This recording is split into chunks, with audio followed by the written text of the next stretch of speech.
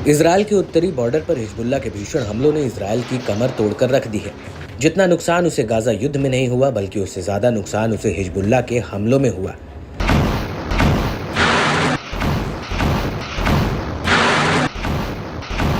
दरअसल उत्तरी इजरायल पर हिजबुल्लाह के हमलों से आईडीएफ के अरबों डॉलर के हथियार स्वाहा हो चुके हैं। ऊपर से सैन्य ठिकाने अब खंडहर में तब्दील हो गए हैं। यहाँ तक कि हिजबुल्लाह पर जवाबी हमला करने के बाद भी इजरायल पीछे नहीं हट रहा है।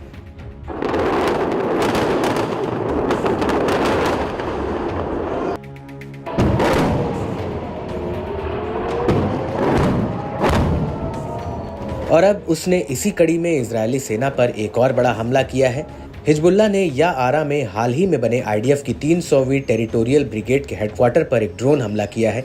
हिजबुल्लाह के मुताबिक उसका ये अटैक सटीक रहा है और इस हमले के बाद हिजबुल्लाह ने कफार शोबा हिल्स में आईडीएफ की सैन्य चौकियों पर दोपहर के करीब 2:20 पर 2 हमले किए हैं। इनमें से पहला हमला रोसेट अल आलम मिलिट्री साइट और दूसरा हमला अल सिमक्का मिलिट्री साइट पर हुआ है।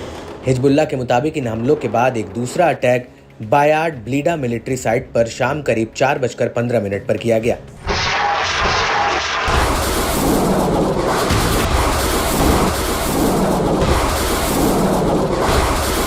लेकिन इन हमलों के बीच इजरायल को एक और झटका लगा है। वो झटका इराक के प्रतिरोधी समूह ने दिया है, जिसने उत्तरी इजरायल के एलोन टोवर पावर स्टेशन पर एक आत्मघाती ड्रोन से हमला किया है।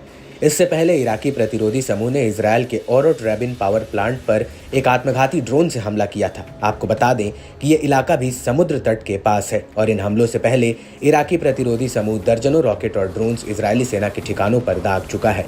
यहाँ तक कि इन हमलों को इजरायल का एयर डिफेंस सिस्टम आयरन डोम तक इंटरसेप्ट नहीं कर पाया था।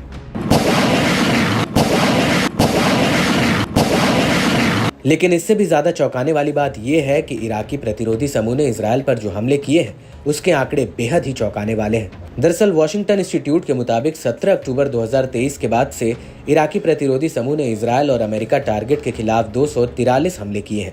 इनमें से 90 हमले इराक में अमेरिकी सैन्य अड्डों पर हुए, जबकि सीरिया में 65 हुए। वहीं इजरायल के खिलाफ प्रतिरोधी समूह ने 88 हमले किए हैं।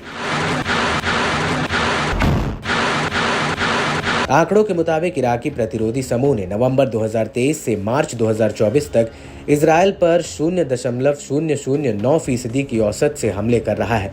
लेकिन मौजूदा समय में यह आंकड़ा औसतन प्रतिदिन 0.93 पर पहुंच गया है।